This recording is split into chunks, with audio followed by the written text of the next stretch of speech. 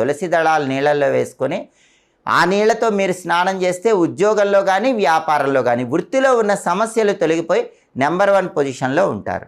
అలాగే సంఘంలో పేరు ప్రతిష్టలు, గౌరవ మర్యాదలు లభించాలంటే, రాజకీయాల్లో చక్రం తిప్పాలంటే, సాంఘికంగా అత్యున్నత స్థాయికి ఎదగాలంటే తమలపాకు ఒకటి నీళ్ళల్లో వేసుకొని రోజు తమలపాకు వేసిన నీళ్ళతో స్నానం చేయండి. అప్పుడు సంఘంలో పేరు ప్రతిష్టలు, గౌరవ మర్యాదలు కలుగుతాయి.